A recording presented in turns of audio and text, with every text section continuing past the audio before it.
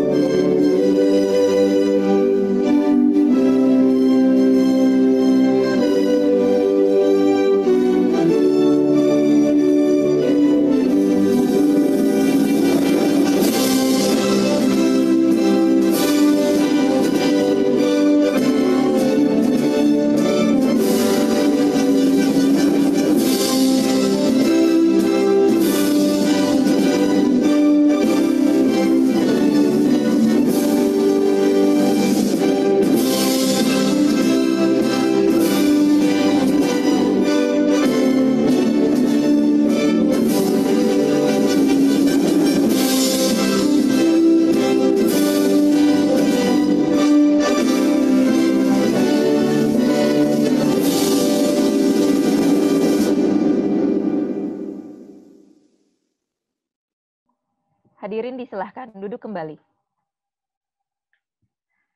Selanjutnya, kita akan mengikuti penyampaian sambutan dari Direktur Kemahasiswaan Institut Teknologi Bandung yang sekaligus akan membuka acara pada hari ini. Kepada Dr. G. Prasetyo Aditama MSN, kami silahkan. Selamat pagi, Bu Elvi, sudah membuka acara ini. Selamat pagi adik-adik mahasiswa semuanya. Terima kasih atas kehadirannya pagi ini di kuliah Studium Generale. Ini yang sudah hadir sudah lebih dari 400 nih. Lalu terima kasih juga para dosen pengampu yang sudah hadir. Pak Umar tadi saya lihat.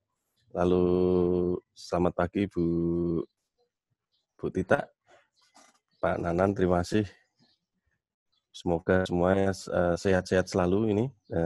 Juga para mahasiswa yang mungkin berada tersebar di seluruh wilayah Indonesia barangkali.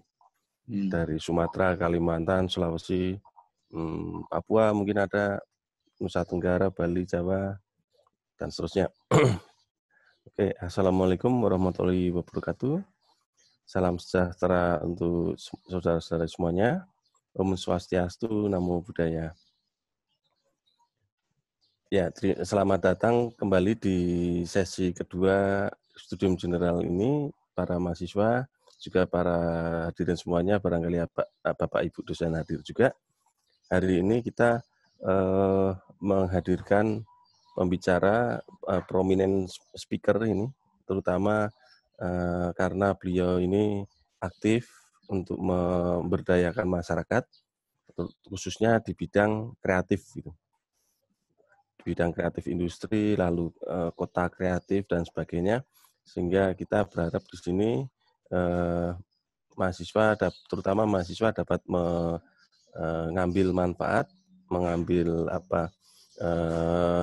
ilmu atau sudut pandang yang akan disampaikan oleh Ibu Tita, Ibu Dwinita Larasati ini, karena beliau memang sudah lama ini menjadi tokoh yang inspiratif terutama buat generasi muda, karena teman-temannya ini adalah atau kegiatan beliau sehari-hari dalam kegiatan maupun di kampus ini bersama orang muda, bersama generasi muda. Dan seperti tujuan dari mata kuliah ini adalah untuk pertama tadi memberikan inspirasi, lalu membuka wawasan mahasiswa tentang dunia kontemporer saat ini, dan terutama juga setelah mereka mahasiswa lulus, dia bisa membuat refleksi gitu, lalu bisa menggunakannya sebagai bagian dari perencanaan untuk karir mahasiswa. Untuk tidak memakan waktu lebih banyak, saya kira begitu sambutan awal saya. Mudah-mudahan semuanya bisa fokus, konsentrasi, dan bisa aktif dalam berdiskusi, karena banyak hal yang bisa digali dari diskusi ini bersama Bu Tita. Untuk itu, saya menyatakan dengan ini acara kuliah studium generale sesi kedua dengan pembicara Dr. Dwinita Larasati dinyatakan dibuka. Wassalamualaikum warahmatullahi wabarakatuh.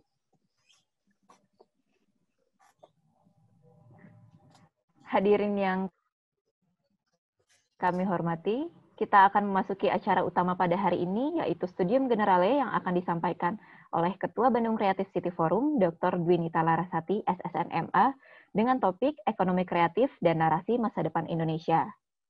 Sesi ini akan dipandu oleh moderator, Kasubdit Pengembangan Profesi dan Kewirausahaan Direktorat Kemahasiswaan ITB. Kepada Bapak Sony Rustiadi, MBA PhD, kami silahkan. Terima kasih Bu Alfi atas pembukaan dan juga kesempatan bagi saya untuk memandu kuliah kita pada pagi hari ini 2 September 2020 dengan seperti tadi sudah dibuka oleh Pak Pras sebagai Direktur Kemahasiswaan. Topik kita pagi ini adalah sesuatu topik yang cukup menarik ya, ekonomi kreatif dan narasi masa depan Indonesia. Sedikit saya memberikan pengantar 1-2 menit sebelum kita persilakan Ibu Tita untuk memberikan inspirasinya.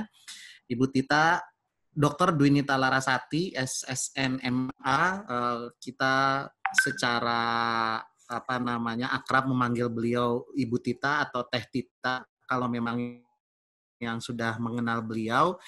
Beliau lulus dari ITB tahunnya tidak perlu kali ya, di desain industrial di FSRD, kemudian melanjutkan S2 S3 di Belanda ya, di Design Academy Eindhoven, dan melanjutkan S3 di Delft. Saya pikir beliau merupakan orang yang sudah banyak dikenal begitu, sosok yang menginspirasi banyak mahasiswa. Kalau saya bacakan CV-nya mungkin akan terlalu panjang, dan mungkin beliau juga akan memperkenalkan dirinya lagi kepada teman-teman mahasiswa berkaitan dengan kegiatan dan juga inspirasi dan karya-karya beliau.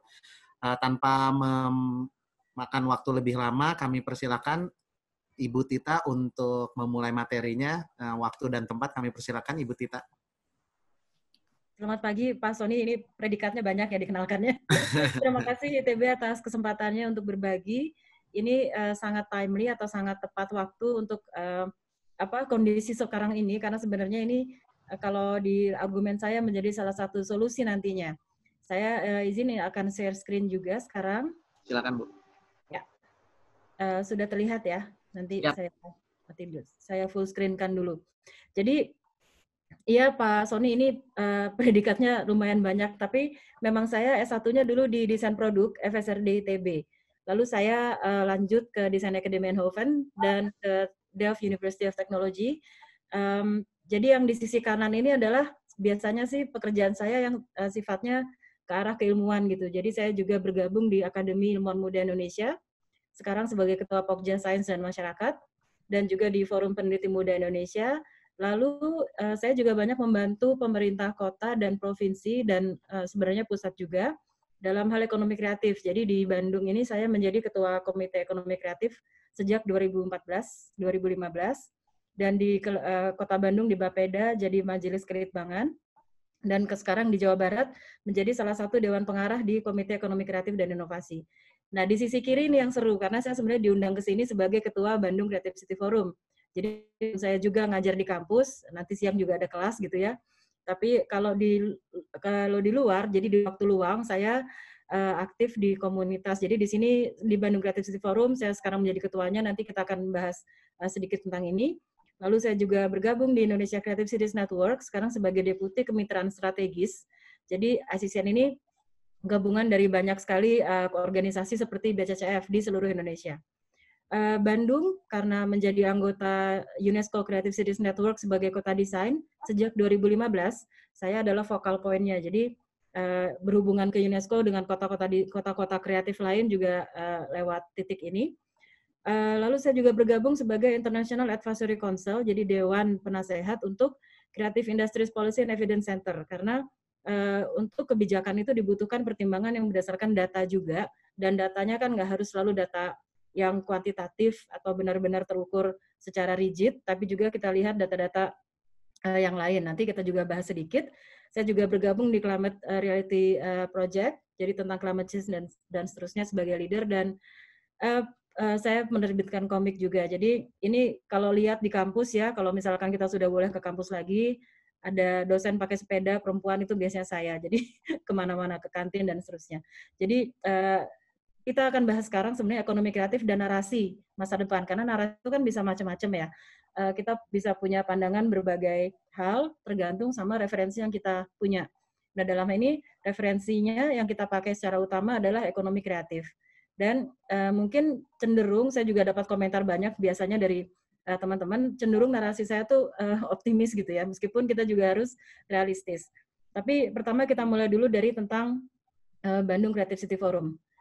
Ini saya sedang mencoba menjalankan slide-nya lagi, tapi kalau nggak jalan saya nanti keluar dari mode full untuk jadi ke, kalau ada yang bisa bantu saya bisa di set untuk stop sharing nggak?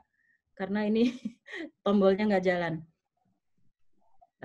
Tolong keluarkan saya dari si stop sharing. Nah, sambil saya lanjutkan dulu. Jadi ceritanya tentang Bandung Creative City Forum dulu, karena dulu sebenarnya ada semacam momentum di mana, nah ini sebentar.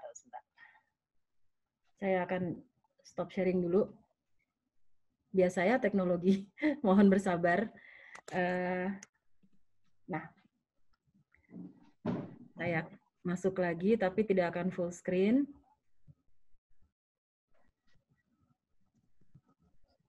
Ini semoga masih terlihat ya. Jadi kalau kita bicara tentang Bandung dulu, sebenarnya Bandung ini dari sejarahnya pun sudah termasuk bisa dibilang kota yang kreatif karena memang perangai dari kondisinya gitu. Jadi orang senang di Bandung karena hawanya yang sejuk, mungkin sekarang sudah tidak sesejuk dulu, tapi di tahun 1930-an kita tahu bahwa Bandung ini masa emasnya ini terkenal dengan industri fashionnya, kuliner, dan juga hospitality, jadi dalam sektor jasa. Jadi makanya banyak sekali eksperimen pembangunan gedung-gedung yang art deco, bikin kampus, dan semua hal yang memang mengarah ke arah yang menyenangkan itu dicobakannya di Bandung juga dulu. Jadi masyarakat Bandung sejak dulu sudah terbiasa dengan kondisi yang terbuka, menerima siapapun, dan seterusnya. Hingga sekarang, kalau kita lihat, penduduk Bandung itu sekitar 3 juta, 4 juta, mungkin kalau malamnya pulang ke kota-kota kabupaten sebelahnya. Tapi dari 3 juta penduduk ini, hampir 70% itu di bawah 40 tahun. Karena kalau kita lihat juga Bandung itu kan syarat dengan perguruan tinggi, kampus-kampus ya, terus ada 120 lebih di sini kampus dari berbagai jenjang. Lalu kita di sini juga ada sekitar 400 sekolah kejuruan. Jadi anak muda itu pasti datang ke Bandung untuk belajar. Jadi bayangkan ITB saja setiap tahunnya mungkin menerima 3.000-an gitu ya. Jadi kalikan dengan sekian kampus, kita kedatangan sekian banyak anak muda. Nah, anak muda inilah yang sebenarnya membentuk dinamika kota itu. Jadi dari sekian ribu itu, dari sekian ratus kampus itu ada 14 setidaknya yang punya bidang-bidang desain, arsitektur, seni, kriya, budaya, dan seterusnya. Jadi mau tidak mau mereka juga yang membentuk dinamika ke arah sana, jadi ke arah yang berbasis kreativitas, budaya, dan seterusnya. Kedekatan jarak antara Bandung dengan ibu kota juga sebenarnya merupakan advantage atau keuntungan karena kita bisa dengan mudah berkoordinasi dengan pemerintah pusat, Dan kita juga di daerah Jawa Barat ini, kita dikelilingi wilayah yang syarat bahan baku, SDM. Jadi kita mau cari serat alam ada, kita mau cari pabrik ada, dan seterusnya. Sehingga Bandung yang banyak kampus, yang banyak pemikir, dan banyak orang yang mau bereksperimen, itu biasanya dengan mudah bisa bikin prototyping atau produk, atau justru buka bisnis, karena mau bikin apapun biasanya lalu sumbernya ada di dekat-dekatnya gitu. Jadi biaya bisa ditekan, terus koordinasinya mudah, dan seterusnya. Nah, ini sebenarnya beberapa keuntungan Bandung yang membuat Bandung menjadi seperti sekarang. Dan beberapa dari penduduk muda itu kemudian somehow tahun 2006-an gitu terjadi kegelisahan yang sama, yaitu ketika kami ini sebagian dari pendiri Bandung Creative City Forum. Jadi kami ini merasa bahwa kita itu butuh tempat untuk ekspresi, kita butuh tempat untuk berkumpul, berjejaring, membuat sesuatu, dan seterusnya. Tapi di kala itu, kotanya belum cukup memadai untuk kegiatan seperti itu. Kalau mungkin pernah ke Bandung tahun 2006-an dan selalu merasa bahwa ini kok trotoar aja nggak ada, atau banyak sampah, terus macetnya lebih gawat dari yang sekarang, terus jalanan rusak, dan seterusnya. Jadi infrastruktur dasar itu sebenarnya kita butuhkan secara memadai dulu, tapi tidak ada. Jadi yang kita lakukan adalah kita berkumpul. Ini semuanya dari latar belakang yang beda ya. Ada saya desainer, tapi ada teman-teman yang juga arsitek, ada yang seniman, ada orang media, ada orang IT, ada lawyer, ada aktivis lingkungan, dan seterusnya. Semuanya punya niat yang sama terhadap kota ini, yaitu ya udah kita nggak usah nunggu siapapun. Pemerintah juga nggak bisa disalahkan karena mungkin ada batas-batas tertentu sehingga mereka rigid dan seterusnya. Tapi kita coba selesaikan sendiri masalahnya. Jadi yang kita buat adalah kita mencari kesamaan di antara perbedaan kita semua ini dalam profesi dan hobi. Lalu kita pikir, oke, kita bisa bikin apa untuk kota ini dengan cara yang kita tahu. Kebetulan karena memang banyak dari teman-teman di sini nih, ada fotografer, ada musisi dan sebagainya, adalah cara-cara pendekatan kreativitas yang kita lakukan adalah akhirnya membuat prototyping dari solusi-solusi itu. Jadi bayangin tahun 2006 itu mungkin belum ada istilah ekonomi kreatif secara formal. Sehingga kalau dicari definisinya pun mungkin juga belum sangat ada yang rigid atau ada yang bisa dijadikan acuan. Dan kita juga nggak pakai istilah itu, tapi yang kita tahu kita kerjakan. Jadi dalam batas-batas itu kita buat banyak intervensi. Nanti akan kita perlihatkan di slide berikutnya. Jadi ketika kita membentuk sebuah event besar, lalu ada organisasi, ini adalah gunanya untuk menjelaskan nih siapa, kalaupun ada yang mau bergabung di event ini atau ada yang mau ikut berkontribusi, paling tidak kan harus jelas nih seperti apa, siapa yang pegang dan seterusnya. Jadi kita bikin organisasi dengan status legal, dengan ketua pertamanya waktu itu yang terpilih adalah Kang Emil. Jadi Kang Emil ini di periode pertama BCCF punya program-program yang sifatnya lebih banyak ke arah aktivisme atau intervensi ruang publik.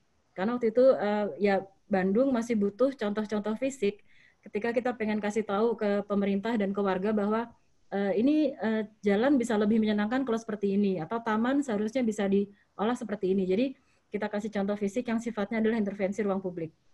Ketika akhir masa jabatan sebagai ketua BCCF, Kang Emil lalu menjadi wali kota Bandung.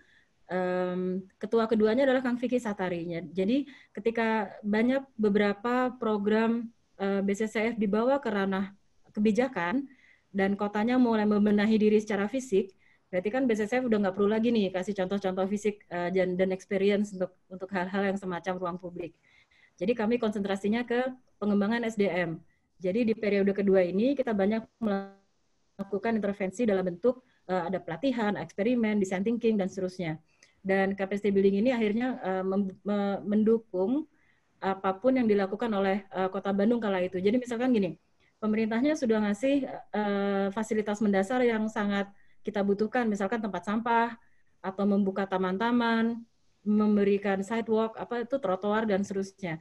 Tapi karena mungkin warganya belum terbiasa merawat itu, mau secanggih apapun fasilitasnya kan percuma. Jadi kita bantu membuat kota lebih menyenangkan dengan cara memberitahu ke warga bahwa ini loh sudah ada barang bagus, bahwa ya dipiara atau dirawat atau dijaga bareng-bareng, dan kalaupun di taman perangainya coba tolong diatur, jadi jangan buang sampah sembarangan dan seterusnya. Nah ini tampak sederhana, tapi sebenarnya tidak mudah untuk dibiasakan. Kayak jangan buang sampah ke sungai. Tapi kalau kita cuma pakai larangan atau denda atau apapun itu dengan cara konvensional, kadang-kadang tidak berhasil. Atau mungkin seringnya nggak berhasil. Jadi kita harus cari cara lain untuk mengajak warga itu untuk sama-sama menjaga kotanya. Ini banyak dilakukan dan masih berlangsung sampai sekarang. Terakhir berakhir masa jabatannya Kang Vicky, lalu saya menjadi ketua sekarang dan relevansinya sudah berubah lagi. Jadi bayangkan tahun 2018 itu kan selang 10 tahun dari 2008 ketika BCCF mulai berdiri. Jadi anak mudanya juga pasti punya orientasi yang berbeda. Tidak lagi melakukan semacam aktivisme yang sifatnya militan gitu atau agak-agak nekat. Tapi sekarang dengan adanya sosial media yang sudah merebak, istilah ekonomi kreatif juga sudah lebih formal dan seterusnya, dan banyak anak muda yang sekarang mungkin lebih mengerti istilah semacam startup gitu ya, atau wirausaha mandiri dan seterusnya. Jadi akhirnya Bandung Creativity Forum supaya tetap bisa relevan terhadap para anggotanya, jejaringnya dan seterusnya, kita lebih mengarahkannya ke social entrepreneurship. Ini juga untuk demi menjaga kemandirian si organisasi ini sendiri. Dan kita cari bentuk-bentuk apa yang sebenarnya menarik untuk anak muda Bandung yang terus-menerus memang masih masuk ke Bandung untuk belajar, untuk studi. Ada yang menetap, ada yang akan pergi lagi, tapi paling tidak pengalaman mereka di Bandung harus membawa karakter mereka terhadap Bandung itu sendiri. Jadi ini periode dan transisinya BCCF dari masa ke masa, dan ini masih berjalan nanti sampai tahun 2022. Semua program BCCF ini selalu mengandalkan yang namanya design thinking dan urban acupuncture. Kalau design thinking sendiri juga istilahnya mungkin munculnya baru sekitar tahun 90-an. Itu sebenarnya adalah seperti creative thinking, tapi dimasukkan ke ranah di luar profesi kreatif atau profesi desain. Jadi dia bisa masuk ke IT, masuk ke bisnis, dia masuk ke pemerintahan dan seterusnya. Dan yang penting di sini adalah design thinking itu selalu memusatkan perhatian tuh pada manusianya. Jadi pada si penggunanya, pada audiens yang nanti akan dikenakan apapun itu ya, kebijakan, teknologi dan seterusnya. Kita juga punya konsep, ini ada gambar manusia di kanan, urban acupuncture. Jadi tusuk jarum skala wilayah kota. Jadi kita menganggap kota ini kan sebenarnya entitas yang organik. Dia seperti halnya tubuh manusia, dia punya jalur-jalur untuk distribusi nutrisi, distribusi sampahnya, untuk pembuangan dan justru pemasukan makanannya. Dia punya memori, dia punya pusat berpikir, pusat bernafas, tempat buangan dan seterusnya. Nah, bayangkan kalau si tubuh ini sakit gitu, atau ada sesuatu yang salah di situ. Pasti kan biasanya orang ke dokter, iya kalau dia punya kapasitas untuk pergi ke rumah sakit. Tapi kalau misalkan yang sebagai komunitas kita hanya punya jarum-jarum kreativitas ini, kita tusukkan, seperti halnya akupuntur ya, kita tusukkan ke wilayah yang sekiranya sakit dan bisa disembuhkan, kecil saja. Tapi kalau kita lakukan secara konsisten, berulang, dan tepat, ini harapannya kan nyebar dan sembuhnya juga bisa tersebar gitu. Jadi kita punya titik-titik aktivitas ini sebenarnya tujuannya itu. Jadi mengintervensi ruang seperti itu. Sebelah kiri ini ada bagan 3 lingkaran yang berwarna-warni. Ini adalah rumus, semacam rumus potensi utama Kota Bandung yang kita ajukan ke UNESCO waktu kita sedang menggarap dosier untuk bisa masuk ke jejaring kota kreatif dunia. Jadi kita sadar Bandung itu tidak punya sumber daya alam sendiri. Kita bahkan mengirimkan, kita impor air dan makanan itu pasti dari kota dan kabupaten sebelahnya. Karena kita sendiri nggak punya ladang sawah yang cukup untuk kasih makan orang se-Bandung gitu, apalagi airnya. Jadi yang jadi kekuatan Bandung kita tahu ada di manusianya. Yang anak mudanya banyak banget, semuanya belajar, semuanya berkarya di kota ini, plus adalah Bandung itu sendiri, yang sebenarnya karena ukurannya segitu-gitu aja dia memberikan kita sebenarnya peluang untuk gampang saling bertemu dan seterusnya. Ide-idenya juga nggak pernah diam di Bandung karena makin banyak orang, banyak kepala, banyak ide, dan itu semua diterapkan dengan mudah seperti saya bilang tadi, karena mau bikin apa aja di Bandung tuh bisa, karena tukangnya ada, orangnya ada, mesinnya ada, alatnya ada, semuanya ada. Jadi 3 hal ini kalau dibayangkan ini roda yang berputar, percikan-percikan dari antar rodanya itu sendiri akan menghasilkan, misalkan kalaupun kita punya ruang publik, biasanya orang-orang publik ini punya potensi bisnis. Bayangkan kalau sekarang kita ke Bandung aja ya, kalau sudah boleh ada di Bandung lagi, Kadang-kadang ke sudut ini loh, tiba-tiba ada kafe lucu gitu. Ke sudut sana tiba-tiba ada toko pop-up lucu dan seterusnya. Jadi ada ruang-ruang publik yang memang punya peluang seperti itu. Lalu kalaupun kita punya inovasi, tidak hanya selalu inovasi teknologi, tapi inovasi sosial dan bernilai ekonomi. Karena apapun gerakan masyarakat sesuai dengan waktunya ya, pasti dia akan menemukan caranya sendiri untuk memecahkan masalahnya juga atau untuk berekspresi dan seterusnya. Dan kalaupun kita punya komunitas yang di Bandung ada ratusan, banyak sekali, biasanya mereka sangat aktif dan berdaya wirausaha. Jadi mereka nggak cuma nongkrong terus udah bubar gitu ya, nongkrong paling beli kopi terus udah, tapi sebenarnya biasanya kalau istilahnya Kang Emil tuh nongkrong produktif. Jadi kalau nongkrong biasanya terus ngobrol, kita bikin apa yuk, kita bikin ini yuk. Jadi semua hal ini menjadi kekuatan Bandung. Rumus ini diterima oleh UNESCO, dan kita punya argumen beberapa argumen lain yang menyebabkan akhirnya Bandung diterima sebagai kota UNESCO, kota desain UNESCO 2015. Jadi kita berproses sejak 2012 sehingga akhirnya setelah proposalnya ditolak dan diperbaiki dan seterusnya kita bergabung di sana. Ini setelah ini akan ada contoh-contoh apa yang dilakukan BCCF. Jadi yang saya bilang kami ini menusukkan jarum-jarum data dalam berbagai isu. Jadi misalkan di sini isunya ruang publik. Kita pernah mengusulkan misalkan pemerintah, kalaupun ada ruang-ruang yang sepertinya idle di tengah kota, kalau kita taruh public art atau kita taruh apalah yang intervensi dengan elemen yang lebih menyenangkan, biasanya aktivitas di sana juga akan lebih menjadi positif. Ya Pemkot waktu itu kan memang belum punya budget untuk itu, tidak ada mata anggarannya, tidak ada justifikasi untuk mengeluarkan APBD untuk membuat, bahkan untuk bayar lampu taman aja mungkin nggak ada budget gitu ya. Jadi kita tidak menunggu siapapun, akhirnya kita bikin huruf DAGO yang awal-awal itu 2008.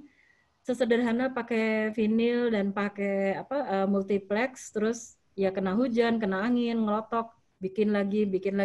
Pakai uang siapa? Itu dulu patungan. Jadi dulu slogannya BCCF itu adalah hidup adalah udunan gitu ya. Jadi udunan terus sampai kita bisa menunjukkan kemenangan elemen estetis, memang aktivitasnya akan menjadi menyenangkan juga dan memang terjadi. Sehingga 2010 akhirnya pemerintah bisa mengeluarkan APBD untuk yang sekarang kita lihat.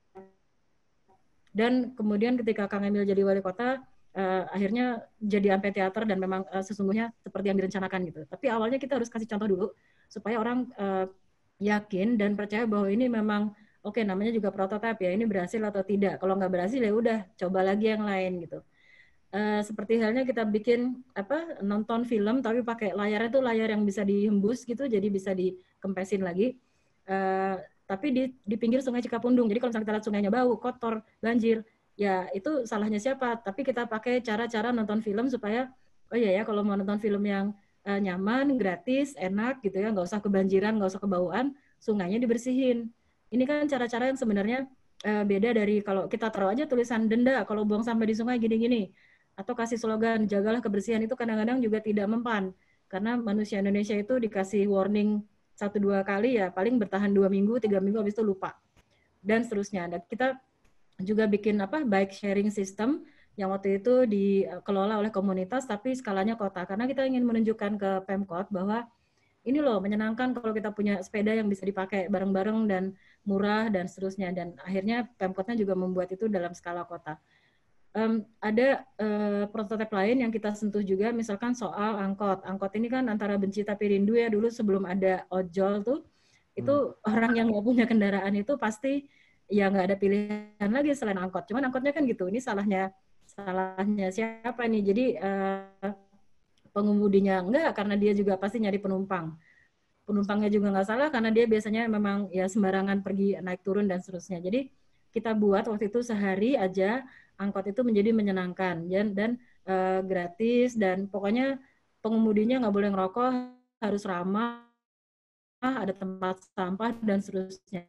Jadi dalam 1 hari itu kita buat social experiments seterusnya. Selama sehari itu pun kita melakukan pencatatan data. Jadi siapa yang naik angkot, sekian puluh persennya itu adalah pelajar, sekian puluh persennya adalah perempuan dan seterusnya. Jadi usulan inilah yang kita kemas, selalu kita masukkan ke pemerintah sebagai pertimbangan. kalaupun mau ada peraturan, penertiban dan sebagainya, apa yang bisa dilakukan. Kita melakukan intervensi ke hutan kota Babakan Siliwangi, lalu ke kampung-kampung kota Bandung, karena tampaknya kalau ada toko-toko lucu, ada kafe-kafe lucu, tapi sebenarnya bisa diolah menjadi tempat-tempat yang menyenangkan untuk dikunjungi. Lalu kita juga prototipe ini tidak diusahakan tidak one off, jadi sekali diintervensi terus bubar gitu. Tapi sebenarnya kita berupaya meninggalkan footprints atau jejak dalam bentuk misalkan dampak ekonomi bagi warga, atau ada dampak ada fasilitas fisik yang kita sudah buatkan dan seterusnya. Yang di layar ini adalah kalau yang di bawah itu ada warga Cigondewah yang akhirnya membuat koperasi karena bisnis mereka yang kecil-kecil itu akhirnya menjadi lebih kuat kalau mereka misalkan bisa mengatasnamakan koperasi itu untuk meneruskan bisnis dan seterusnya. Yang kiri atas itu Cigondewah juga, jadi kita bikin banyak sekali mural, salah satunya ini, tapi juga ada lalu yang sebelah kanan ini 150 atap warga yang dicat biru, tapi biru itu membentuk tulisan .bdg atau city brandingnya Bandung, yang kita melambangkan itu di wilayah itu sebenarnya sudah kita intervensi, jadi nanti akan ada beberapa fotonya juga. Di sana kita mulai dengan mengembangkan produk untuk bank sampahnya, ada bank sampah lokal di sana. Kita mulai kerjasama dengan Karang Tarunanya, coba bikin souvenir dan seterusnya. Kita juga bikin program buat anak-anaknya. Di waktu itu di Kolong Pasopati itu kita bikin acara hari Sabtu Minggu untuk weekend anak-anak itu belajar sains, belajar adventure dan seterusnya. Jadi kita teruskan dengan ada urban games dan seterusnya di wilayah itu. Jadi kreativitas Bandung, kalaupun Bandung masuk ke UNESCO sebagai kota desain, bukan berarti desain yang hanya berupa kualitas estetik sebuah objek gitu atau sebuah jasa atau sistem. Tapi sebenarnya desain di sini lebih berarti design thinking atau cara warga memecahkan masalahnya sendiri melalui berbagai eksperimen dan seterusnya. Dan argumen ini diterima UNESCO, makanya Bandung ini menjadi kota pertama dari Asia Tenggara yang masuk sebagai kota desain di jejaring itu bersamaan dengan Singapura gitu ya. Sekarang sudah mulai banyak kota-kota desain yang masuk ke jejaring itu, juga dengan argumen yang sesuai dengan budaya kita di Asia Tenggara ini. Selain itu, kita juga menerapkan design thinking ke pemerintahan, karena seperti kita tahu, pemerintah itu kan memang entitas yang paling rigid dan memang harus seperti itu, karena mereka semua punya kontrol-kontrol dan punya batas pengukuran performa atau kinerja yang memang harus dipatuhi. Nah, kalau gitu gimana caranya supaya pemerintah bisa berinovasi? Karena segala batasan itu tadi. Nah, BCCF akhirnya membuat berbarengan dengan Pemkot Bandung ini acara tahunan workshop design thinking yang temanya selalu berbeda sesuai dengan apa yang urgent untuk Bandung saat itu. Ini acaranya tuh biasanya 2 hari, 3 hari, yang ikutan tuh 250-an peserta, dan seperempatnya pasti ASN Pemkot. Jadi mereka yang di lapangan nanti membuat keputusan dan membuat kebijakan harus merasakan sendiri akibat dari kebijakannya itu. Atau ketika kebijakannya sudah dikeluarkan, harus mendengar langsung aspirasi dari orang-orang yang terkena dampak dari kebijakan itu. Jadi misalkan di yang pertama nih urban mobility. Kalau misalkan di Subnya mau buat peraturan tentang kendaraan umum atau tentang bis atau tentang angkot, ya di sini ngobrolnya sama yang punya urusan di sana. Jadi sama organdanya, sama yang naik, sama penumpangnya dan seterusnya. Yang tahun 2015 misalkan Connected City, ini sebenarnya ke arah smart city. Jadi ketika waktu itu pemerintah Kota Bandung banyak mengeluarkan kebijakan, regulasi, fasilitas dalam bentuk website atau aplikasi digital dan seterusnya, ya yang gaptek kan ada dua pihak nih, warganya gaptek mungkin, Pemkotnya juga mungkin juga gaptek gitu ya. Jadi di sini kita satukan, coba misalkan ada peraturan baru PPK atau pajak online atau apa, ada kita undang semua stakeholders-nya. Jadi kalau kita bicara misalkan pendaftaran siswa baru SMA gitu ya, ya di situ ada orang dari Dinas Pendidikan, ada juga perwakilan dari sekolah, kepala sekolahnya atau pengurus sekolah, lalu ada orang tua yang anaknya usia masuk sekolah, dan ada pemerhati komunitas, pemerhati pendidikan, dan seterusnya. Di sini diobrolin gimana nih enaknya supaya peraturan yang ini tidak menghalangi produktivitas dan seterusnya. Jadi ini semua hasilnya adalah di setiap pertemuan rekomendasi untuk Pemkot untuk dijalankan di pendanaan tahun berikutnya. Kalaupun susah untuk masuk ke dalam budgetnya APBD, biasanya komunitas atau siapapun yang ikut dalam kelompok itu lalu paling tidak punya komitmen untuk menjalankan itu sesuai dengan kesepakatan di meja yang dibicarakan saat itu. Sebelah kiri bawah adalah gambaran ketika hasil dari 2013 sudah dibawa oleh Pemkot dan kemudian 3 tahun kemudian terwujud dalam bentuk yang sudah memang direncanakan dari sejak design thinking ini. Jadi makanya ada bandros di Bandung, terus ada zebra cross yang bentuknya aneh-aneh dan seterusnya. Itu sebenarnya adalah perwujudan salah satu komitmen atau salah satu rekomendasi yang dihasilkan di tahun 2013 dan seterusnya. 2019 kemarin kita temanya inklusi ini dengan kondisi yang terbatas seperti ini mungkin kita adakannya secara hibrid, jadi online dan offline, dan temanya juga sudah ditentukan tapi masih dibicarakan nanti. Jadi ini akan terus nih, karena kalau pemerintah mungkin punya yang namanya musrembang, tapi musrembang itu kan tidak seinteraktif ini. Jadi kadang-kadang cuma satu arah, terus dua arah, terus selesai, terus nggak bisa dicek gitu. Sampai mana usulannya jalan. Nah di sini harapannya kita adalah ini komunitasnya bisa menjalankan dulu, kalaupun pemerintahnya belum sanggup memasukkan ini ke APBD dan seterusnya. Ini ada urban games yang banyak kita lakukan juga. Jadi kadang-kadang solusi itu di masyarakat itu tidak kalau kita cuma kasih fasilitas atau kasih program tertentu tidak akan jalan kalau si warganya sendiri atau yang berkepentingan langsung tidak punya experience atau tidak punya pengalaman bahwa ini bisa menyenangkan, bahwa ini bisa disolusikan dengan cara lain dan seterusnya. Jadi kita banyak sekali bikin urban games sebenarnya dengan tujuan agar tidak hanya warga Bandung tapi juga mungkin pengunjung Bandung ini punya empati lebih terhadap kondisi kota yang sesungguhnya. Jadi dalam tanda kutip ya dipaksa mungkin masuk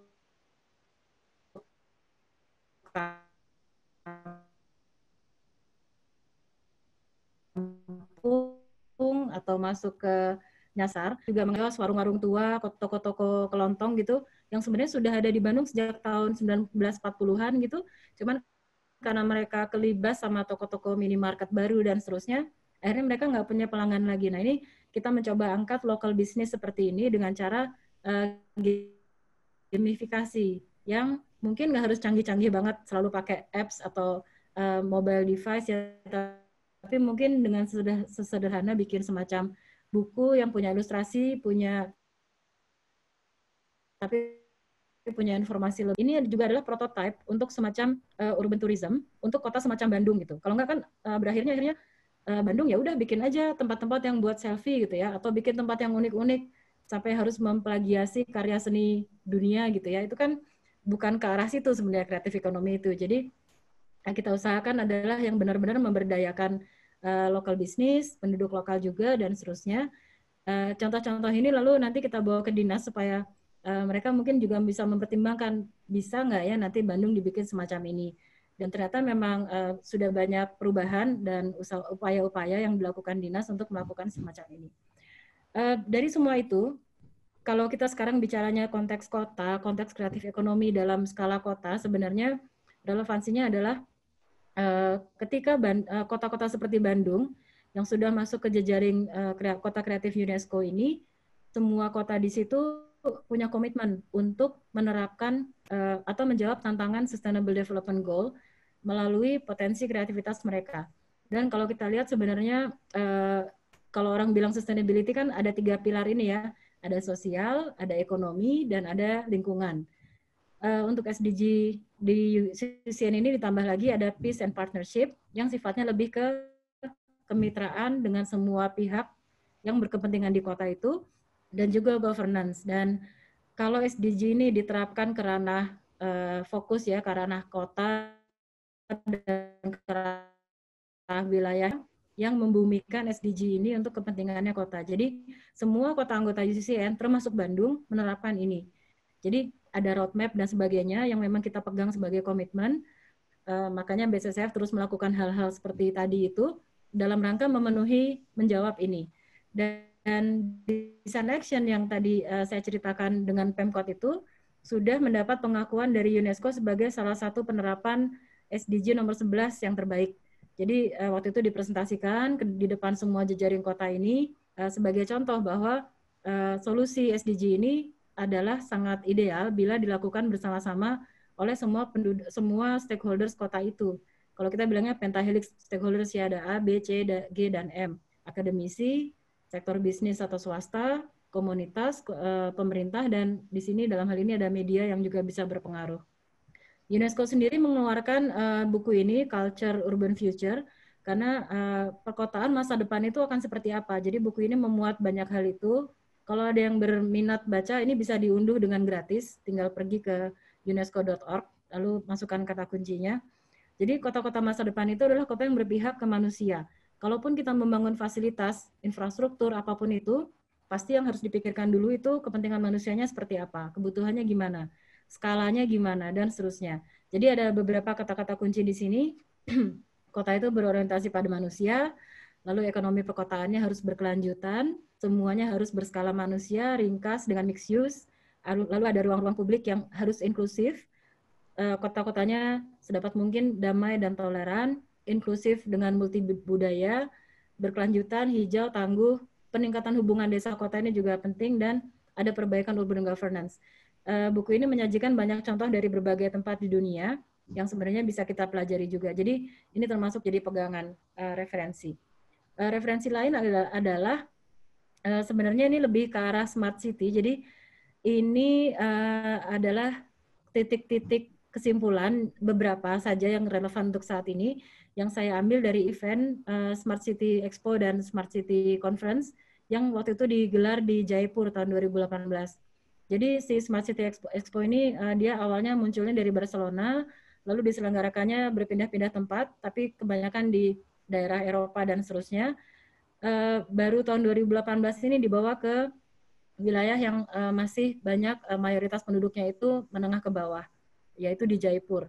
Nah, waktu itu mereka banyak berargumen bahwa kalau kita bicara soal smart city, smart itu bukan berarti canggih-canggihan alat atau canggih-canggihan device, software, dan seterusnya, tapi justru memakai perangkat digital atau kemajuan teknologi yang ada untuk menghubungkan antara yang ada di kota yang punya resource lebih dengan yang di pelosok dan seterusnya. Jadi kalaupun kita bicara tentang Internet of Things, justru kita tidak boleh memperbesar gap atau memperbesar jurang antara yang punya teknologi akses dengan yang tidak punya dan seterusnya. Tapi justru memanfaatkan si teknologi itu untuk bisa melayani wilayah pelosok.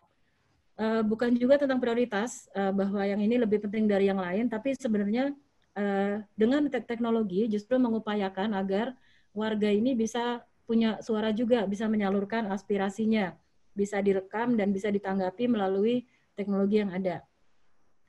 Lalu kalau kita bicara tentang pekerjaan, sebenarnya 50% itu belum tercipta saat itu. Kayak kita sekarang kan tiba-tiba ada profesi namanya content provider atau YouTuber atau apapun itu yang 5 tahun lalu pasti belum kebayang gitu. Tapi sekarang ternyata ada.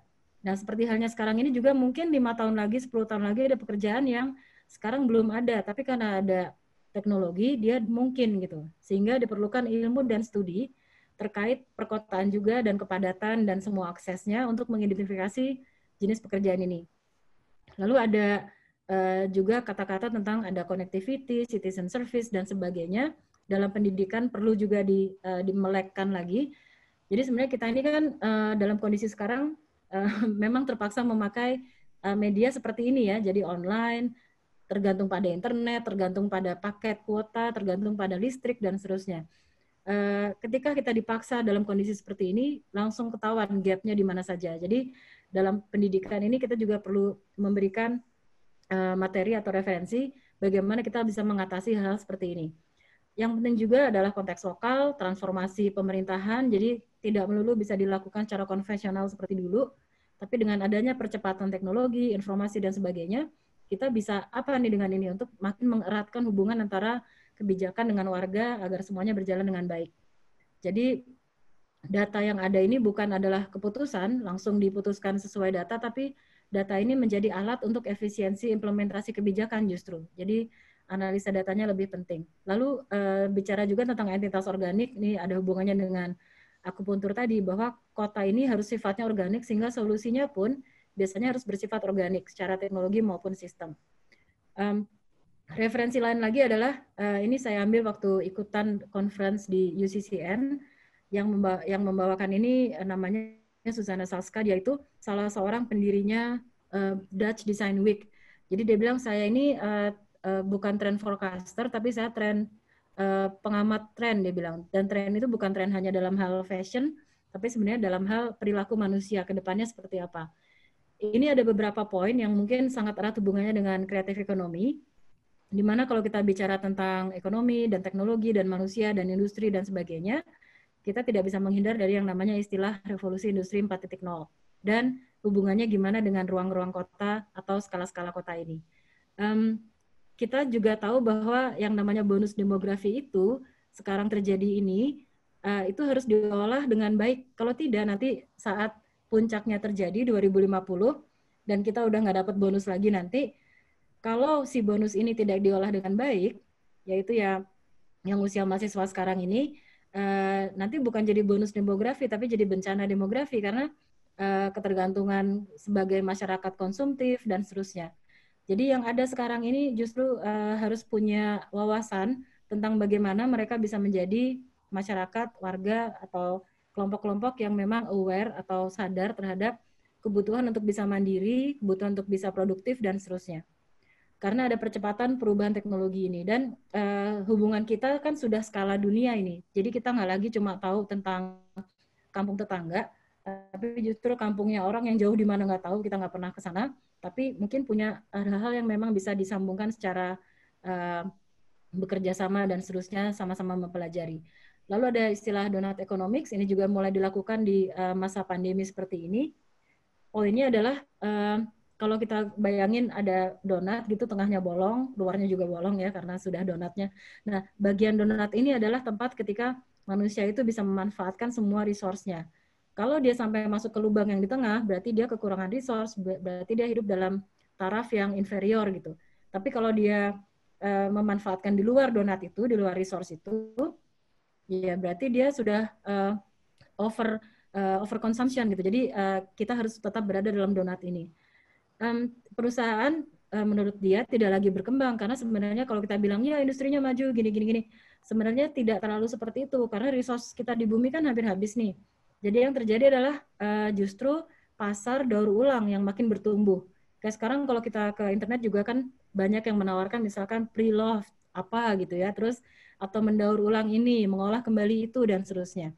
Karena kita sedang bertahan agar tidak lagi terus merusak atau menggali mineral, pohon dan seterusnya, sumber daya air supaya kondisi ekosistem lingkungan yang ada tetap bisa menanggung beban kita sebagai manusia. Bayi lahir sampai dia menjadi manusia dan meninggal, itu kan selama hidupnya dia akan butuh resource untuk energi dia, makanan, pakaian, dan seterusnya. Nah ini yang sebenarnya cukup nggak nih bumi untuk semua yang hidup di atasnya? Cukup asal tidak rakus gitu kan. Memang kita sering dengar kata-kata itu. Nah cuma cara menjalankannya gimana? Pertumbuhan ekonomi sekarang tidak diukur hanya dari PDB, tapi makanya ada indeks-indeks lain ya. Ada indeks kebahagiaan dan seterusnya. Diagram Maslow yang tadinya kita bilang sandang pangan papan itu, kan sekarang udah orang banyak bilang sandang pangan papan casan gitu ya sama internet akhirnya. Nah, keputusan dasar ini adalah menjadi pengendali massa sebenarnya. Sekarang siapa yang pegang kuasa untuk informasi, teknologi, yang pegang kuasa untuk penyebaran energi dan seterusnya, ini biasanya yang paling punya kuasa di sini, bisa menggerakkan massa. Sehingga kemewahan baru itu adalah ketika nggak ada wifi justru, nah ini kayaknya tenang nih, nggak ada noise lagi dan seterusnya. Lalu pasca industri kreativitas ini, kota sekarang sedang mengarah menjadi desa, dan sebaliknya desa itu juga mulai membangun diri untuk bisa mencapai kenyamanan yang dirasakan oleh atau menjadi standar di kota-kota. Jadi kalaupun misalkan orang di kota jenuh dengan jenis yang ini di mana-mana beton, pengerasan dan seterusnya. Akhirnya mereka bikin yang namanya urban farming, bikin hidroponik, dan seterusnya. Jadi mereka ingin suasana desa yang dalam hal kesegaran alam dan sosialisasinya juga seperti itu ditingkatkan lagi. Jadi komunitas dan sebagainya itu ingin merasakan itu di kota. Sebaliknya di desa juga gitu. Jadi desa yang mungkin penduduknya lebih jarang, tapi dia kaya atau syarat dengan sumber daya alam, tapi dia juga ingin merasakan semua standar kenyamanan yang ada di kota. Jadi kalau ada kamar mandi, WC bersih, terus akses internet ada, transportasi ada, dan seterusnya. Jadi kita makin blending, tapi dengan caranya sendiri-sendiri. Lalu ada generasi kreatif yang sebenarnya tidak lagi memilih untuk freelance. Dulu kan zamannya mungkin generasi saya dan sedikit ke atasnya gitu, kalau mereka sudah tidak mau lagi kerja di perusahaan besar, biasanya mereka memilih untuk freelance atau bikin perusahaan, terus bikin sendiri gitu ya. Jadi mereka mau maju sendiri. Tapi yang sekarang ini, generasi yang mungkin 10 tahun, 20 tahun di bawah saya ini, lebih senangnya bekerja tidak lagi secara freelance, tapi dalam kolaborasi. Jadi menyatukan potensi yang ada, lalu mensinergikan itu untuk menjadi sesuatu yang baru. Intervensi ruang publik. Jadi pemerintah di sini menjadi moderator, karena pertanyaan adalah who owns the city? Kota ini punya siapa? Lalu ada lagi istilah seperti the right to city. Jadi hak terhadap kota ini punya siapa? Jadi dalam hal ini pemerintah akhirnya bersikap seharusnya menjadi moderator. Dan di sini juga diajukan tentang circular thinking. Jadi semua hal ini tampaknya memang tercerai-berai, tapi semuanya menuju ke satu hal yang sebenarnya merupakan penerapan ekonomi kreatif juga. Jadi dari tadi BCCF itu salah satu dari sekian banyak ternyata. Jadi se-Indonesia ini yang membuat segar adalah ternyata banyak orang-orang muda di berbagai wilayah di Indonesia itu juga sadar bahwa mereka tidak bisa terus bergantung pada sumber daya alamnya. Minyak ya akan habis gitu ya, atau eksploitasi tanah dan air dan kebun dan sebagainya, itu semua punya batasnya, sehingga mereka mulai beralih ke profesi yang lebih mengandalkan intelektualitas, mengandalkan daya cipta, kreativitas, dan seterusnya. Dan mereka juga sadar bahwa dengan daya kreativitas itu sebenarnya mereka bisa melakukan perubahan di wilayah masing-masing. Jadi kalau tadi saya bilang BCCF itu ya dia awalnya dari 2006, terbentuknya 2008, dan seterusnya. Kota dan kabupaten lain di Indonesia juga sebenarnya melakukan hal yang serupa dalam pacing-nya masing-masing ya. Jadi ketika kami saling menemukan diri, sebenarnya tahun 2015 itu mulainya adalah ketika BCCF tuh bikin conference, Creative City Conference untuk Indonesia. Jadi kita undang teman-teman ya dari berbagai wilayah yang memang punya komunitas serupa atau punya ide-ide serupa. Akhirnya ketika kita dibentuk tahun 2015 itu, diinisiasi namanya Indonesia Creative Cities Network. Itu baru ada 18 lah, sekitar 18 kota gabung, itu 210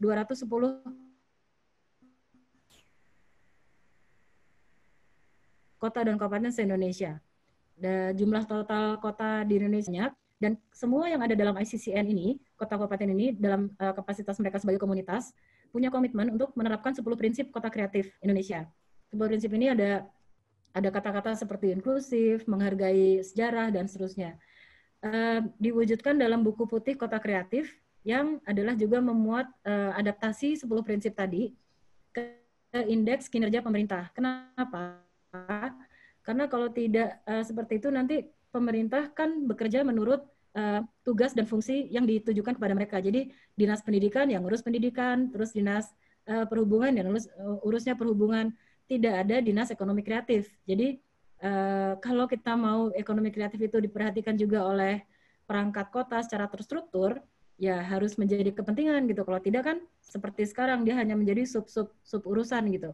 Nah, ketika si prinsip ini diadaptasi ke dalam kinerjanya, akhirnya pemerintah merasa punya kepentingan untuk juga mengembangkan ekonomi kreatif karena juga sesuai dengan tugas dan fungsinya kalau kita selaraskan atau kalau kita adaptasi 10 prinsip itu. Jadi ini semacam trik dari ICCN memang untuk membuat ekonomi kreatif itu akhirnya menjadi salah satu punya payung di pemerintahan.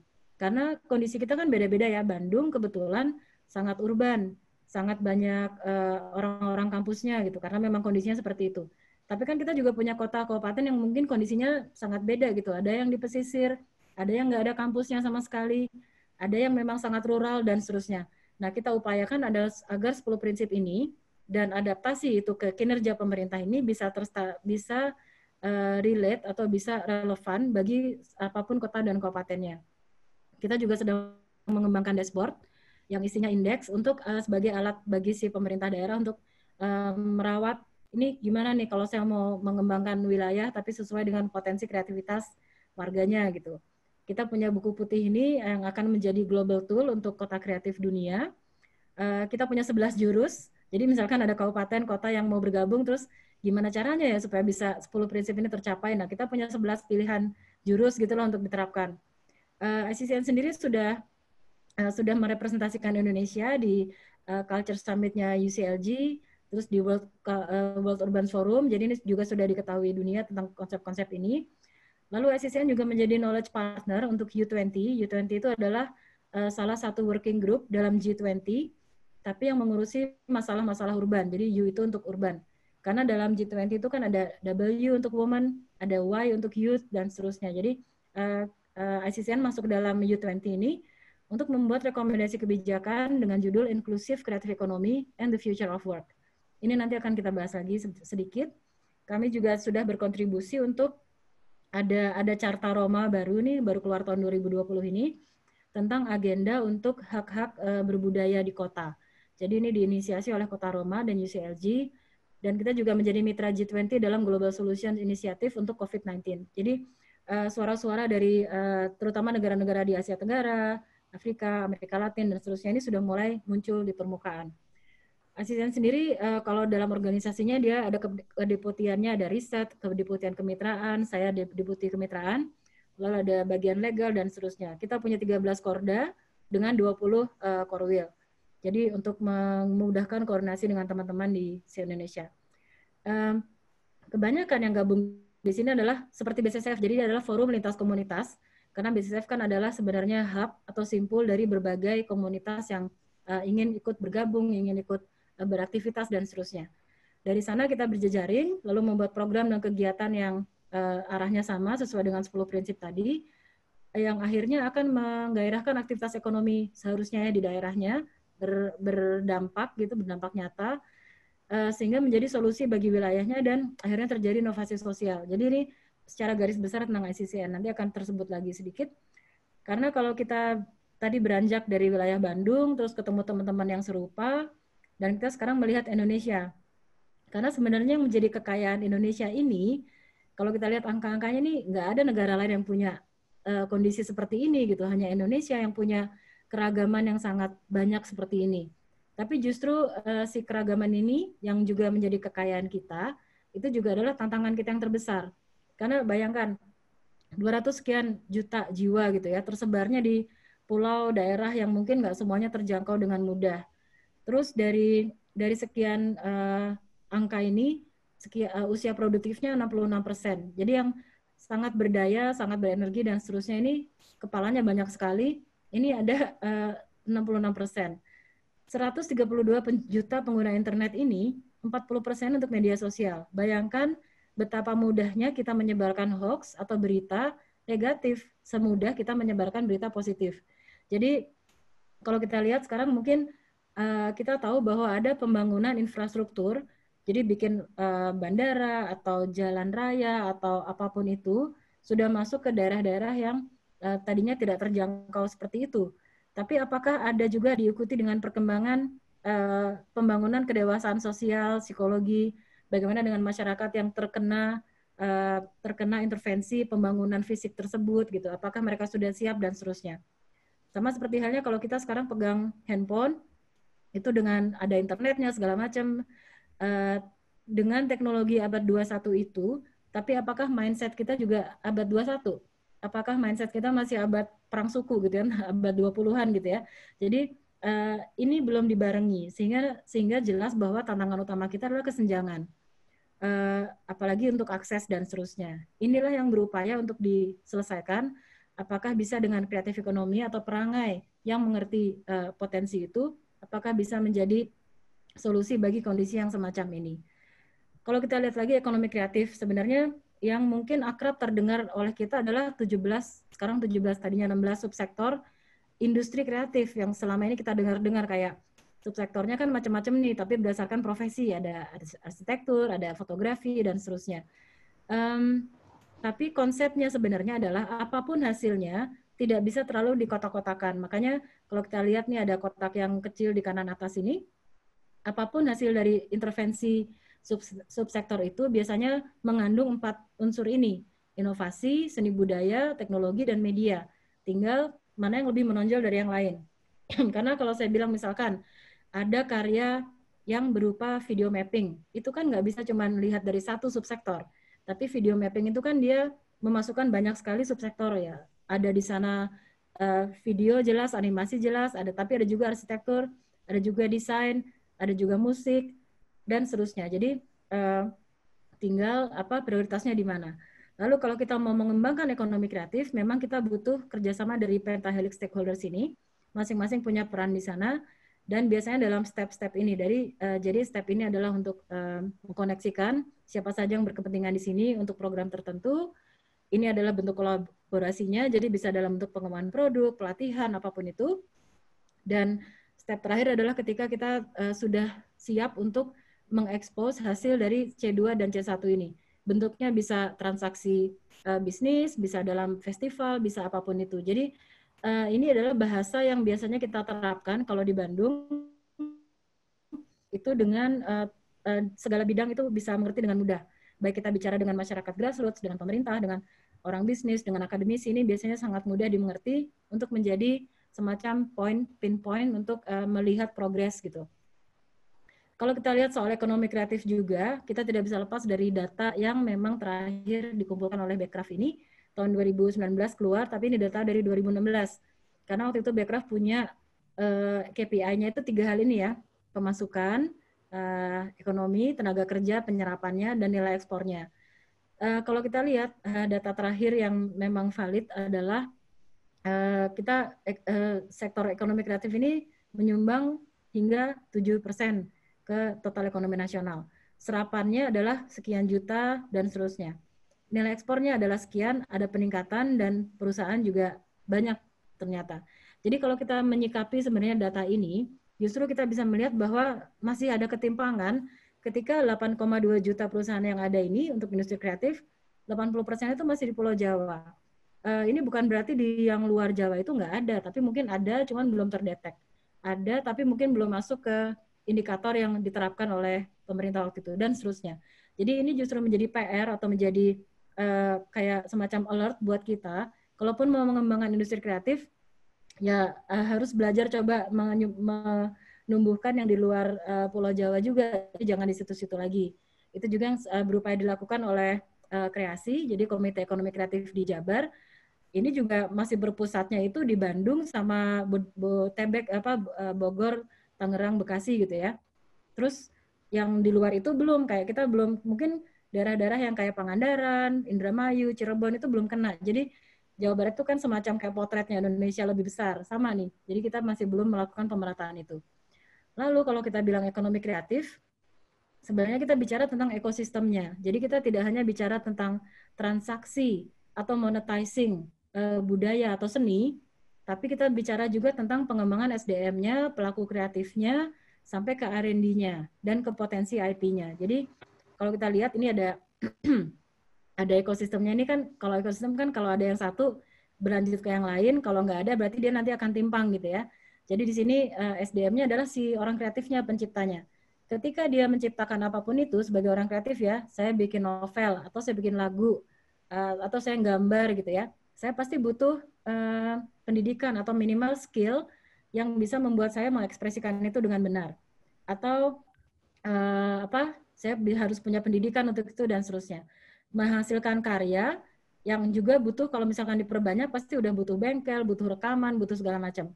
Yang lalu akan tiba ke pasarnya, yang lalu akan melalui proses R&D ini bisa dalam bentuk review atau kritik atau apapun, termasuk penemuan material baru atau di lab atau apapun yang memberi masukan bagi si penciptanya ini supaya menciptakan produk yang berikutnya.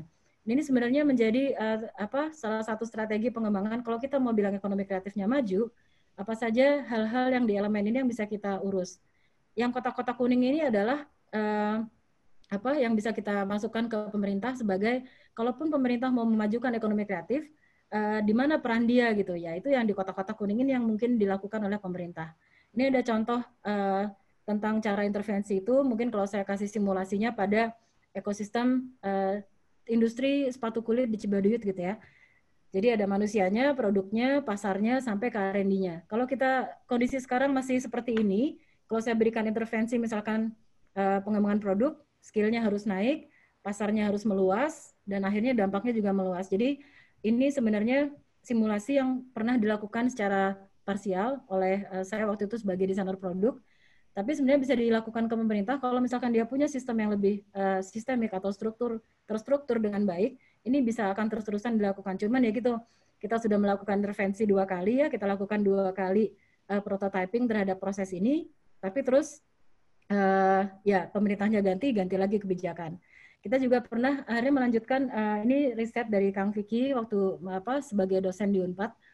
Jadi ini tentang memetakan potensi kreativitas per kecamatan di Kota Bandung. Terus kita pakai tadi ekosistem tadi, kita lihat hal-hal mana yang akan diajukan. Terus dalam subsektor apa saja, kita lihat bahwa di sini ada Kota Bandung nih, ada titik-titik di mana ternyata pelakunya di sini, pasarnya kok di luar kota, padahal di sebelahnya dia ada pasar lagi peluang. Atau R&D-nya tidak terjadi di sini, padahal harusnya ada. Ini waktu itu sektor kuliner, kria, dan seterusnya. Jadi ini sebenarnya membantu pemerintah untuk mendeteksi ada potensi apa, ada titik mana yang harus dihubungkan dalam ekosistem tadi, supaya si ekonomi kreatifnya berkembang. Jadi ini juga menjadi salah satu sumbangsi kita. Lalu ini kalau di ITB, saya tuh punya kelas namanya sendal, sama anak-anak dibilangnya sendal ya, ini seni desain lingkungan. Ya pesertanya wajib satu fakultas FSRD itu ketika mereka sudah hampir lulus. Jadi tahun keempat lah gitu ya. Ini intinya adalah bagaimana si ilmu kita, seni rupa, desain, kriya ini bisa memberi sumbangsih nyata ke masyarakat gitu. Kalau saya arahkannya ke sana. Dengan pertimbangan SDG, kita dalam satu semester ini dosennya 5, karena ini tim teaching, dari masing-masing prodi ada perwakilan. Memang dari prodi ini, lalu kita ajak kelompok masyarakat, jadi dalam kelompok, mereka harus menggarap sesuatu untuk benar-benar mengkontribusikan satu semester itu menggarap apa yang diperlukan masyarakat. Jadi bentuk luarannya macam-macam. Jadi mereka bisa kerjasama dengan Karang Taruna atau Ibu PKK atau PAUD atau apapun itu yang ada di masyarakat dan menghasilkan sesuai tema ya karya yang memang Bandung banget gitu. Ini contohnya misalkan ada yang mau rebranding daerah Curug Dago, terus ada yang mau bikin video mapping di daerah Kolong Pasopati, ada yang punya prototipe untuk kartu permainan tapi semuanya elemennya Bandung banget. Apps untuk angkot, ini ada usulan untuk apa supaya Bandung nggak macet, ada parking device di luar Bandung gitu, monopoli, terus scarf, dan bahkan intervensi ke ruang publik yang idle. Ini banyak sekali contohnya, tapi mulai menjadi nyata ketika dia kerjasama dengan ada kelompok perempuan di satu kampung ini, diajarin misalkan celup ikat, terus dikasih branding, terus mereka diajarin jualan di Car Free Day, waktu itu di Kopo gitu ya. Akhirnya apa? Mahasiswanya lulus, dapat nilai beres, tapi si masyarakat ini mereka dapat ilmu, dapat skill, dan dapat pengalaman jualan. Jadi kan mereka bisa nerusin. Terjadi juga di misalkan ini nih, tahu cibuntu dengan apa gemblong lah apalah. Ini mahasiswanya mengkontribusikan ilmu mereka. Nah, disinilah ekonomi kreatif itu bekerja karena mereka mau tidak mau akhirnya berinteraksi dengan semua stakeholders, memanfaatkan teknologi. Dan teknologi ini bukan hanya berarti jualan online aja, tapi justru teknologi untuk mengolah ketika mereka berproses dan sebagainya. Dan karena saya bekerja sama juga dengan Kang Vicky sebagai waktu itu ketua Karang Taruna Kota Bandung, tapi dia juga dosen di Fakultas Ekonomi dan Bisnis Unpad. Jadwal Unpad dan ITB itu beda setengah semester lah. Jadi kalau kita sudah mulai semester, ketika ITB UTS, Unpad itu mulai kuliah gitu ya. Jadi kelasnya Kang Vicky ada waktu itu studi kelayakan bisnis. Jadi ketika ini sudah kita buat prototipenya, mahasiswanya Kang Vicky lah yang menghitung, kalau ini mau jadi bisnis beneran di kampung-kampung, ini apa dulu yang dimulai, berapa modalnya, dan seterusnya mereka yang hitungkan. Jadi kita banyak bikin kuliah tandem seperti itu. Dosen tamunya juga biasanya saya tampilkan di sini dari Unpadnya atau dari waktu itu kami panggil Pak T. Bahtiar untuk cerita tentang toponimi, karena kita harus tahu sejarah Bandung nih, ada jalan Badak Singa. Bener gitu, dulu ada badak sama singa gitu. Jadi Pak TB nanti cerita seperti itu.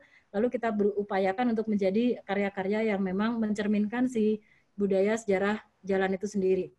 Bentuknya untuk UAS itu ada poster infografis, UASnya itu bentuknya pameran.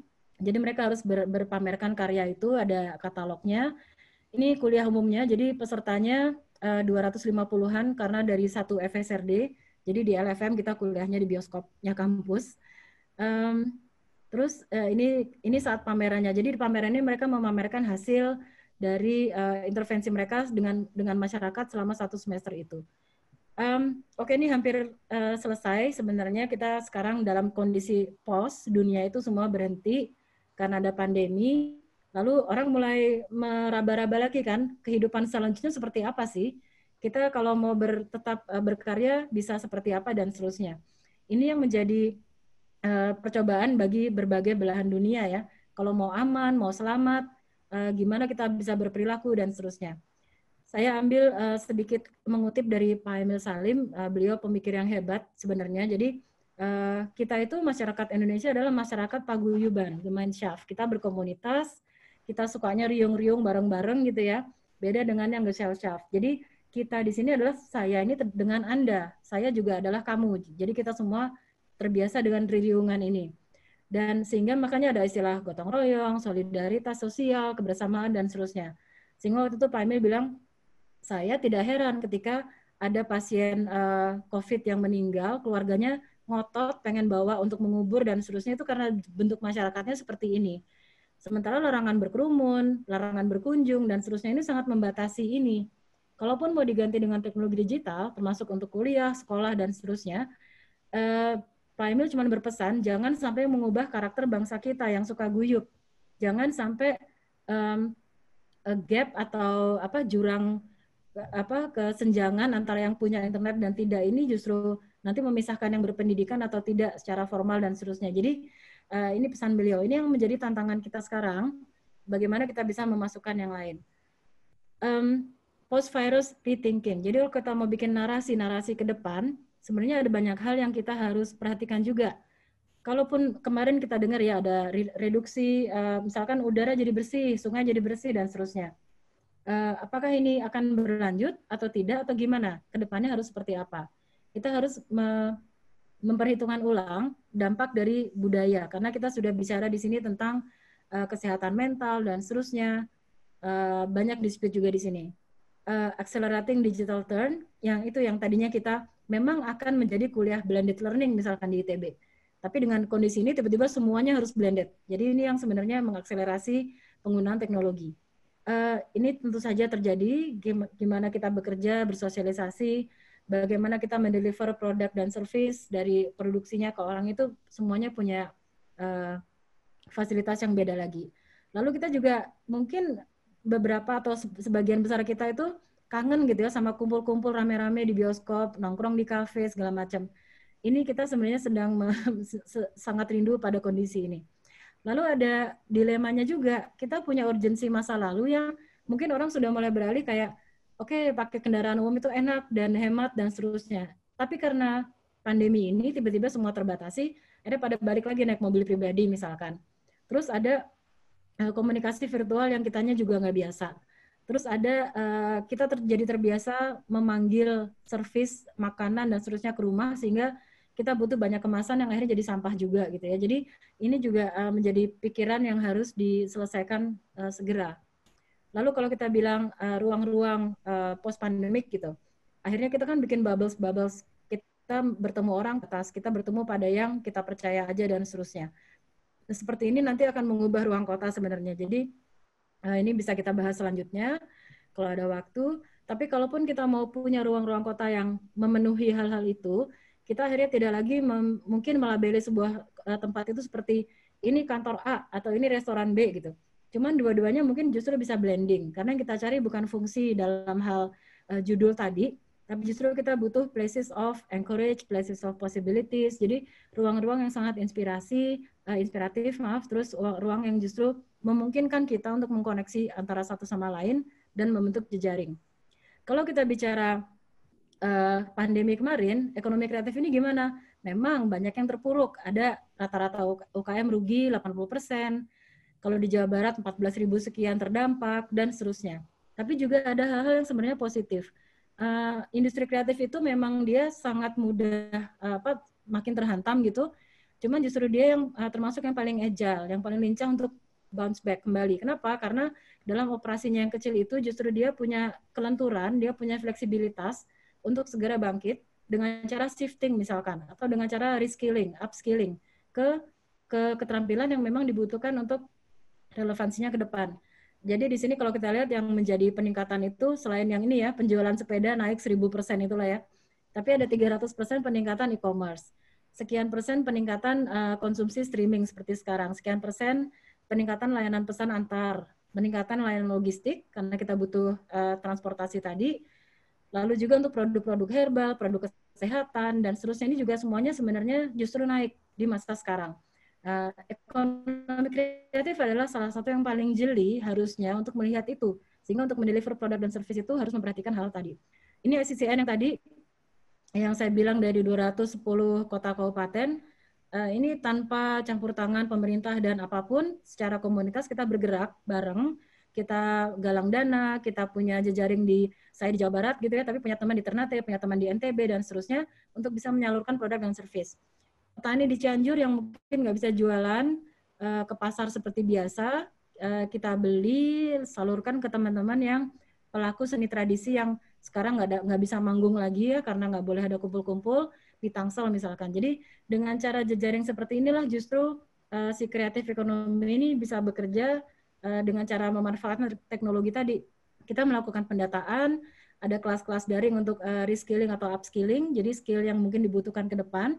Kita bikin video-video ini juga bukan hanya videonya yang penting, tapi justru jalan menuju video itu karena kita berarti kan melatih visual editor, melatih kameramen, melatih orang yang bikin musik background-nya dan seterusnya. Jadi ini adalah skill yang mungkin akan dibutuhkan ke depannya. Kita juga punya etalase untuk produk lokal.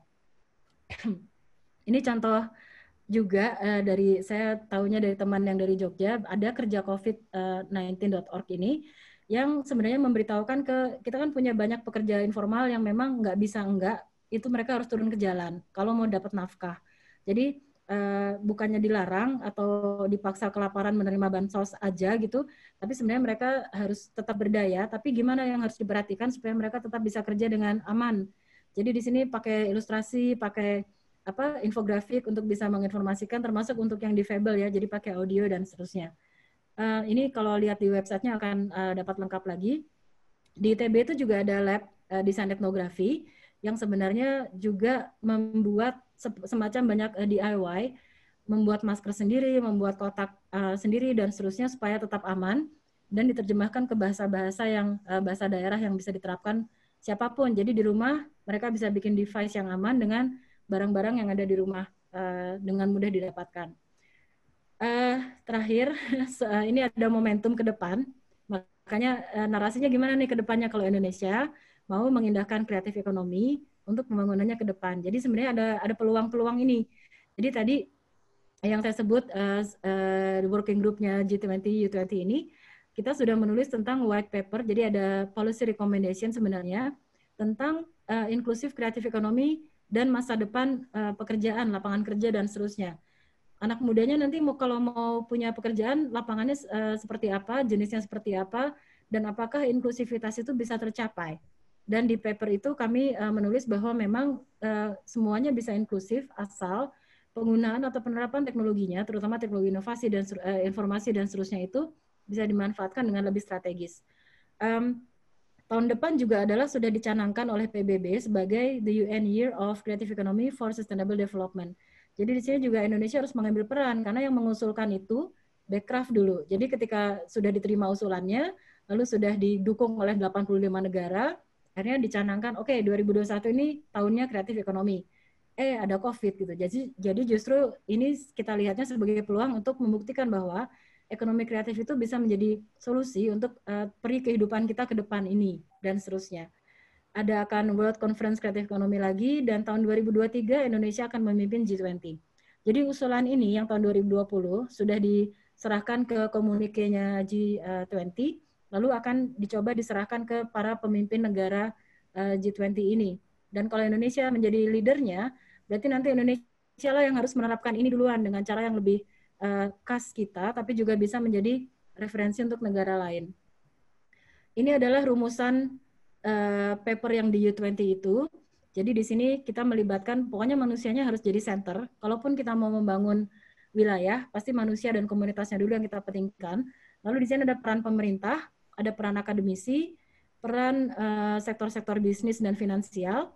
Ketika si manusia ini akan harus punya mata pencaharian di sini. Dan pasti ini semuanya melalui teknologi. Tapi itu tadi teknologi kita manfaatkan sebagai apa? Semua ini adalah dilakukan untuk mencapai SDG, Sustainable Development Goal, yang sejak COVID ini kita harus punya tahapan-tahapan ini akhirnya. Kadang-kadang orang udah mengira dia di sini, ada outbreak lagi. Jadi dia harus selalu mengiterasi kemungkinannya di sini. Kesimpulan yang bisa dipakai, diambil dari sini adalah, kenapa kreatif ekonomi itu akhirnya bisa menjadi solusi? Karena kita punya 3 domain utama ini yang menjadi peluang kita untuk menjadi pemenang nantinya. Yang pertama, hanya dalam bidang sektor kreatif ekonomi inilah sebenarnya originalitas itu biasanya terus digali. Jadi sebenarnya kita harus selalu mencari ide-ide bisnis yang baru biasanya untuk menguatkan various traditional service. Jadi bagaimana kita mendeliver produk dan sistem dengan lebih aman, tapi juga tetap bersaing dengan yang lain misalkan. Jadi more personal experience oriented dengan narasi yang sebenarnya lebih unik. Yang kedua adalah kreatif ekonomi ini membuka peluang bagi semua yang tanggap teknologi. Jadi ada kelincahan di sini dalam mengkombinasikan atau menguasai teknologi yang canggih, tapi sudah tidak bisa kita nafikan lagi. Sekarang semua orang pakai telepon, harus ngerti caranya pakai telepon misalkan. Sekarang semua orang lihat layar komputer, dia harus bisa mempersepsikan informasi di sana secara tepat dan seterusnya. Ya, kreatif industri dan untuk produk dan servisnya biasanya sudah melakukan ini lebih dulu.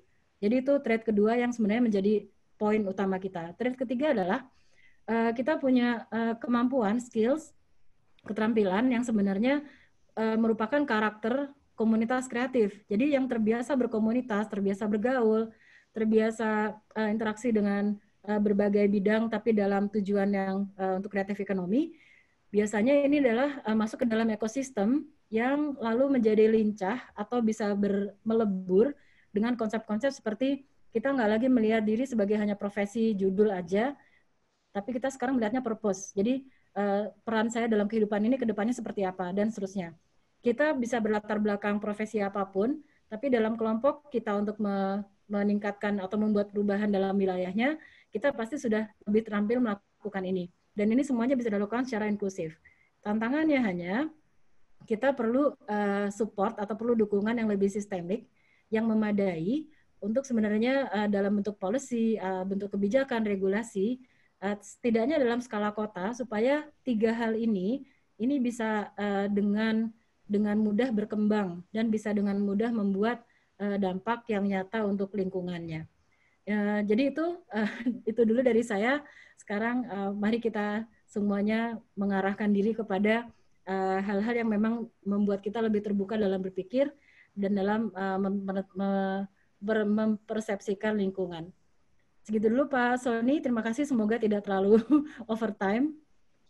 Terima kasih Bu Tita. Memang ini banyak pesan-pesan yang menurut saya memberikan inspirasi ya, dan juga bagaimana kemudian kita bisa membuat sesuatu itu perkembangan zaman itu tidak membuat kita kurang berkreasi ataupun berkarya di bidang kita masing-masing begitu.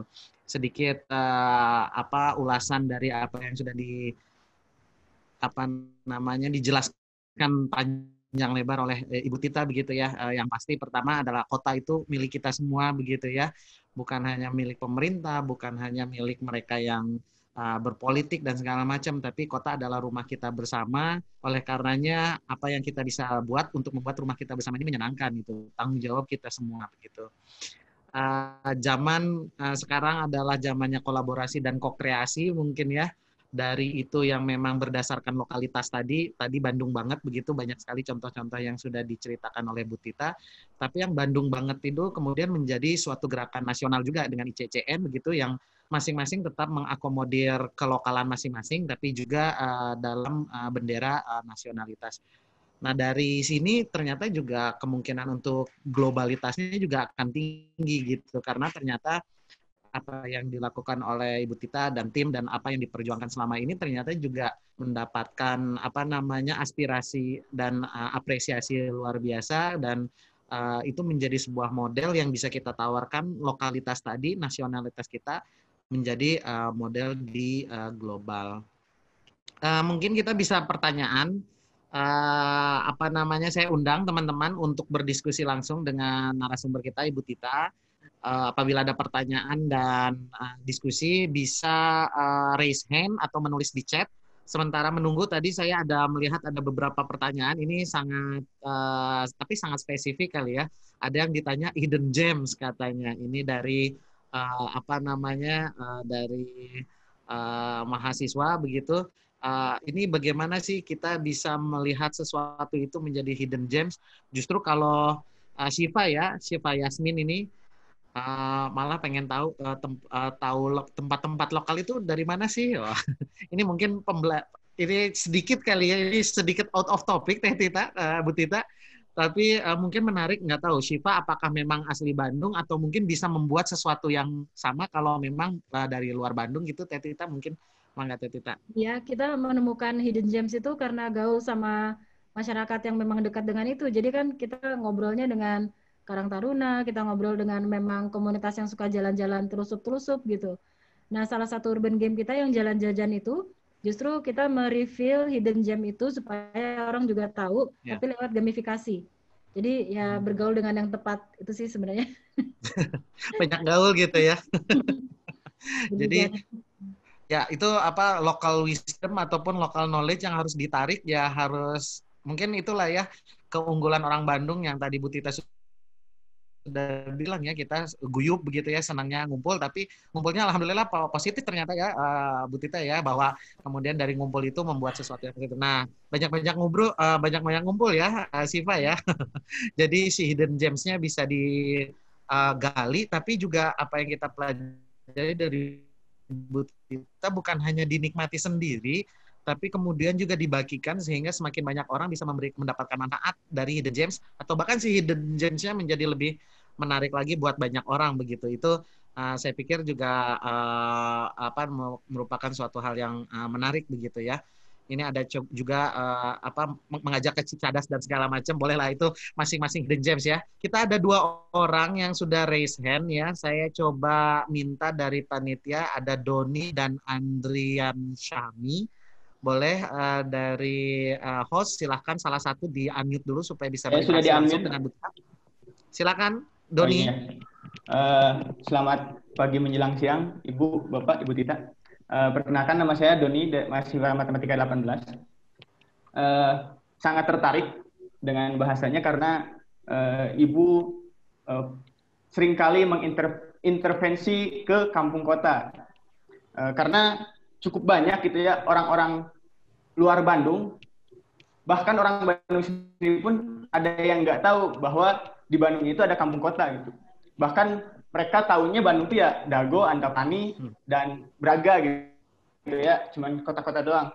Mereka tuh nggak tahu Cicadas, terus Hantap yang kampung di belakang Antapani dan lain sebagainya. Sehingga mereka menyimpulkan bahwa oh Bandung ini kota banget nih. Terus mereka juga menyimpulkan bahwa oh Jogja ini tempat makanan paling murah. Padahal di Bandung juga sebenarnya makanannya murah-murah. Mungkin mereka yang menyimpulkan tersebut karena mereka sarapannya di kafe, misalkan kopi dan rotinya harganya 50.000. Padahal kalau teman-teman datang ke kampung kota itu seperti tempat tinggal saya, sarapan itu 5.000, kopi dan bala-bala istilahnya gitu. Dan mereka sarapan. Jadi saya itu sebenarnya jika kepala saya dibelah istilahnya Pak ya, saya ini punya banyak banget mimpi nih Pak terkait kampung kota saya Pak. Tapi ya namanya mahasiswa gitu ya dengan segala keterbatasannya. Jadi sedikit terhambat. Gitu. Jadi saya sudah salah satu mimpi besar saya yang pasti bakal saya laksanakan itu ingin menyebarkan semangat pendidikan Pak di tempat saya. Karena kuliah itu cuma 2 orang, padahal yang umur setingkat saya ini cukup banyak itu, ada puluhan. Nah, lalu ada juga nih pernah saya ada nih difasilitasi oleh Puskesmas nih Pak, ada ingin kegiatan seperti apa ya, sosialisasi tentang lingkungan gitu Pak. Tapi akhirnya hanya berhenti di sosialisasi saja, tidak ada eksekusinya. Karena saat saya mencoba mencanangkan untuk ayo kita kolaborasi, saya bisa ajak teman-teman mahasiswa saya nih supaya masalah itu bisa terselesaikan. Karena salah satu masalah lingkungan yang ada di Bandung, khususnya ya seperti Bapak dan Ibu tahu, ODF ya Pak. Jadi karena saluran pembuangan masih ke sungai gitu. Nah, pernah ada, jadi hanya berhenti di sosialisasi saja, tidak ada eksekusinya. Ya, jadi maksud saya sosialisasi saja kalau ke masyarakat kampung kota itu sebenarnya seperti nggak ada gunanya, karena masuk kuping kanan bisa langsung keluar diskusi itu lah, keluar lagi nggak ada yang masuk gitu. Jadi harus ada aksi langsung kalau di kampung kota. Nah sebenarnya seperti yang COVID sekarang nih kan, bahwa masyarakatnya harus siap ketahanan ketahanan pangan, ketahanan kesehatan, sama ketahanan mental. Nah saya sudah coba riset di tempat saya bahwa untuk pangan dan kesehatan, alhamdulillah dari segi kesehatan, alhamdulillah sampai sekarang nih di kelurahan saya ini masih 0 yang positif COVID nih. Nah, tapi namun mental secara dilihat kasat mata itu memang nggak terlihat. Tapi saya ingin make sure bahwa memang masyarakat keluarga saya di sekitar sini keadaan mentalnya sehat gitu. Lalu saya mencoba untuk berdiskusilah dengan teman-teman Unpad.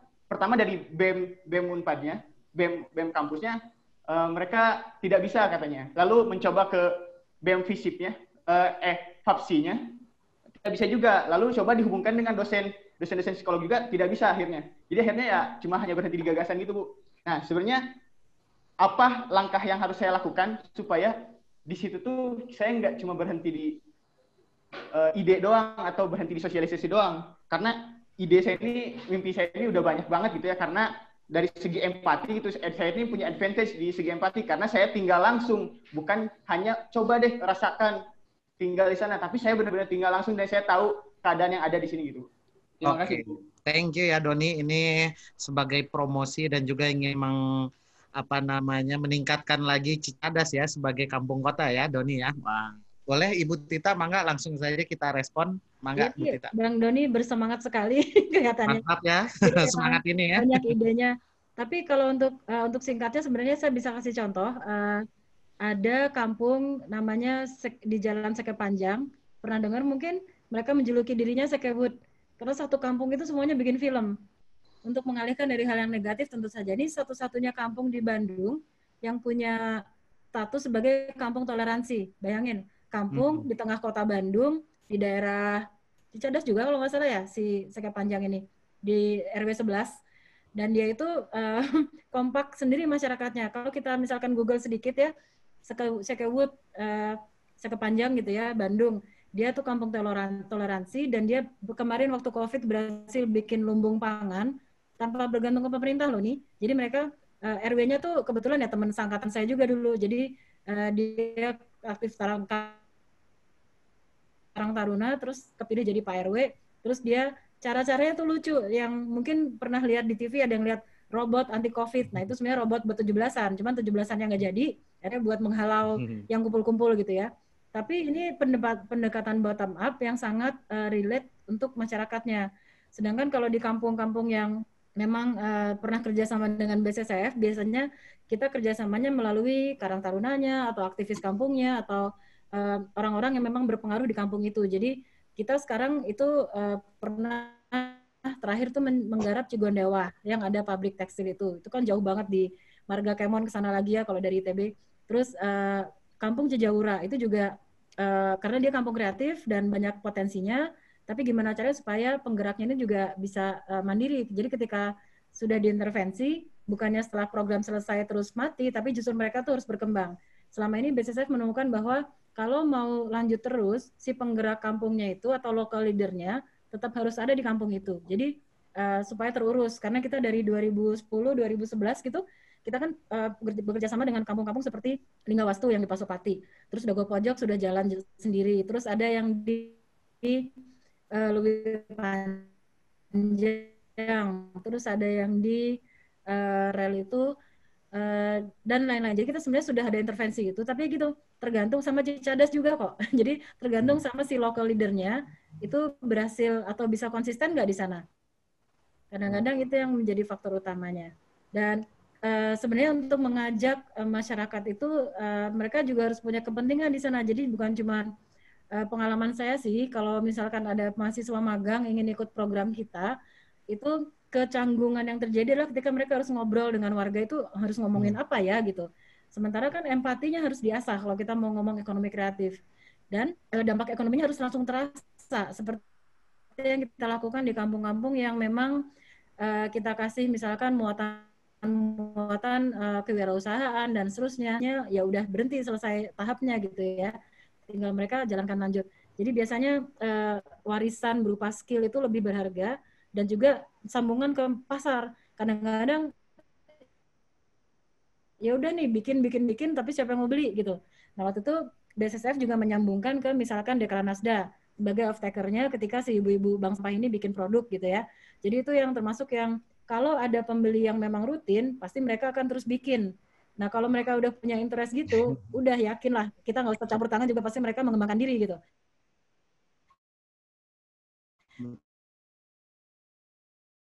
Tinggal sekali-kali aja silaturahmi. Jadi teman-teman gitu ya. bukan hanya Doni, jadi local leader, jadi champion daerahnya masing-masing untuk membangun seperti tadi ya pesannya Bu Tita, kota itu milik kita semua gitu. Kampung kalau pakai istilahnya Doni ya, kampung kota itu milik kita semua. Jadi perlu aspirasi kita ini mahasiswa ITB semua untuk membangun rumah kita masing-masing gitu ya. Doni jangan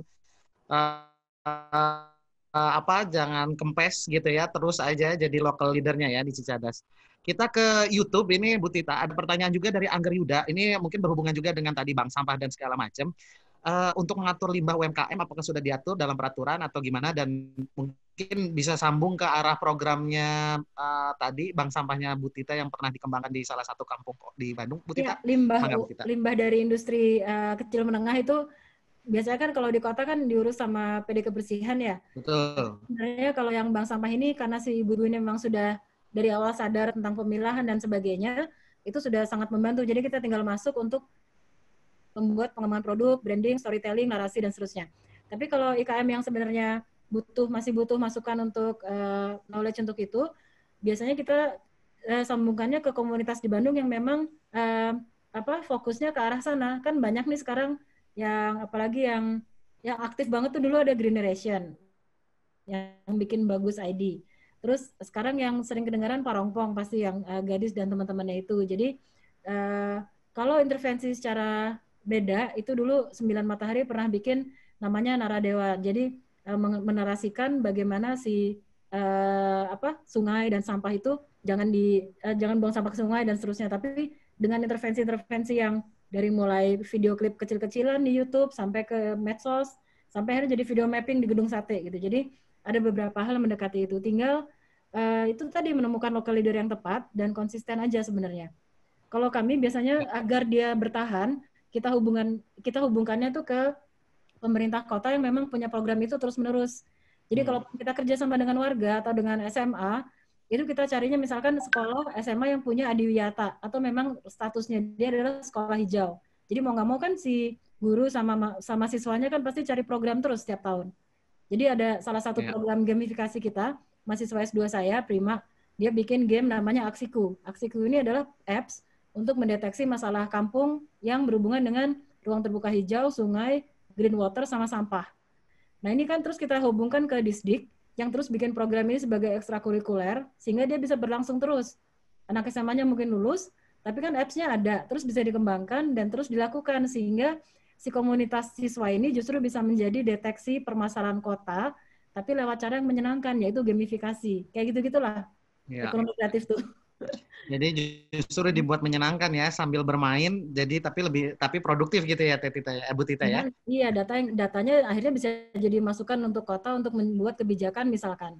Dan sekali lagi yang penting adalah si siswa ini akhirnya bisa punya interaksi dengan warga Mereka mencoba dengan cara design thinking punya solusi yang mungkin harusnya juga punya nilai ekonomi yang lebih, karena di sini menciptakan nilai urusannya. Ya, dan pada akhirnya kuncinya tadi seperti juga yang tadi champion tadi harus sustain ya Bu Tita ya. Dan itu memang ya sustainability. Jadi walaupun jadi champion tetap harus dipikirkan sustainability setelah misalkan Anda mungkin agak berkurang motornya dan segala macam gitu ya.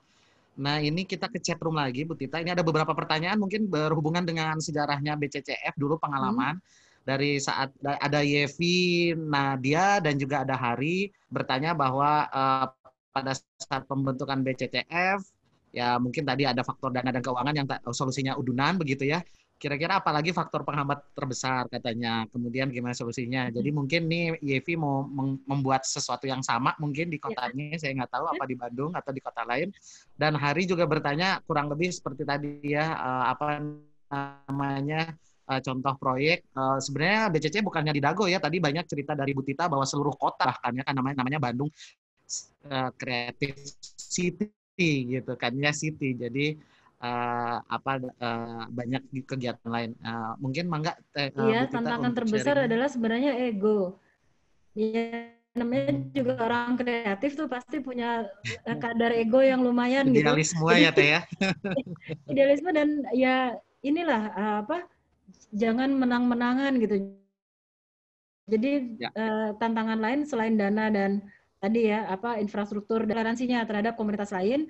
Dan jangan drama sih ada ya, namanya juga komunitas pasti ada drama, dinamika komunitas gitu. Cuma sedapat mungkin kita temukan persamaannya, dan satu lagi tantangannya adalah konsistensi. Tapi tantangan kita yang terbesar sekarang ini di BCCF sekarang adalah regenerasi. Jadi mindset kita kan, kalau ya zaman saya sebagai pendiri kan pasti masih yang model militansi aktivis itu masih ada gitu. Cuma sekarang kan nggak bisa seperti itu lagi. Nah, tapi bagaimana cara supaya kita tetap bisa berimpact terhadap yang lain. Dan kalaupun misalkan, karena BCCF ini makanya tadi